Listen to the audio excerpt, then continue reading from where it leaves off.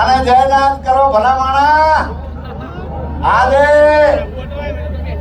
આખા ગુજરાતમાંથી ઠાકોર સમાજનો માનવ મેરામણ ઉમટ્યો હોય, સાથે મારી બહેનોની પણ હાજરી હોય ભલા માણા, એટલે જયનાથ કરો આનંદ આનંદ થઈ જાય.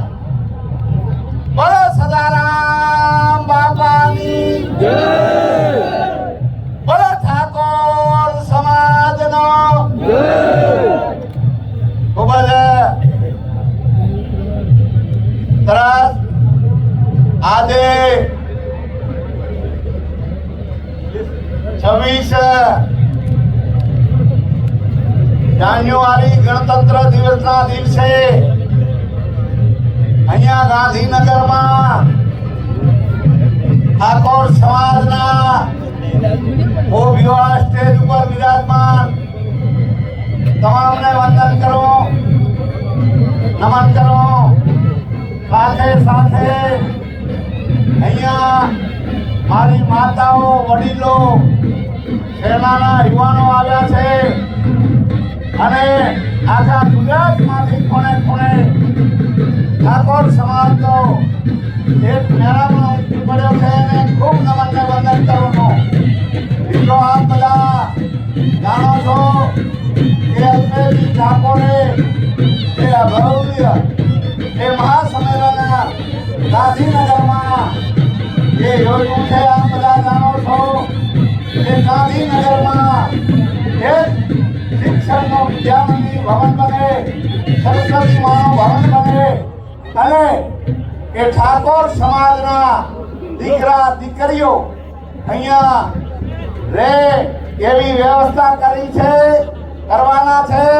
એટલે આપણે બધા એમાં સાથ સહકાર આપીને બીજી અન્ય સમાજોની જેમ ઠાકોર સમાજનો પણ અહીંયા ભવ્યથી અતિ ભવ્ય એ શિક્ષણ વિદ્યા મંદિર બને એમાં આપણે બધા મળ્યા છીએ.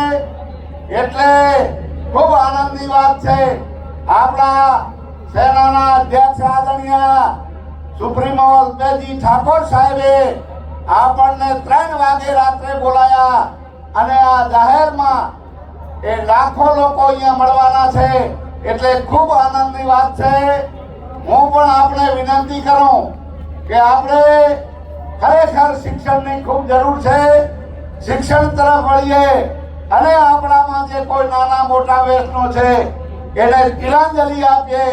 કારણ કે એક સમાજ એ શ્રેષ્ઠ સમાજ આપણે બધા જોઈએ છીએ કે આપણા આસ્થાનું ધામ ઓગણ ધામમાં આપણે બધાએ એ 3 જિલ્લાનું ત્યાં સંમેલન કર્યું. એમાં એ કલ્પના બારી એ લાખોની સંખ્યામાં એ ઠાકોર સમાજે આવીને એ પ્રતિજ્ઞા કરી કે જે અમે ઠાકોર સમાજે બંધારણ કર્યું છે એ બંધારણને પૂરેપૂરું પાડશું અને શિક્ષણમાં તાલુકે તાલુકે એ શિક્ષણ ભવન બને. અને એથી વિશેષ વાત કે આ ગાંધીનગર આપણું પાટનગર ગાંધીનગર આપણી રાજધાનીમાં પણ આપણું વિદ્યા મંદિર બને, શિક્ષણ ધામ બને. એના માટે અલ્પેશજી ઠાકોરે આપણને વિનંતી કરી છે. તો આપણે બધા અહીંયા સાથે મળીને એકમેક થઈને બધા એ વિદ્યા મંદિર બને એ જ વિનંતી સાથે મારી વાત પૂરી કરું. બોલો સદારામ બાપાની જય.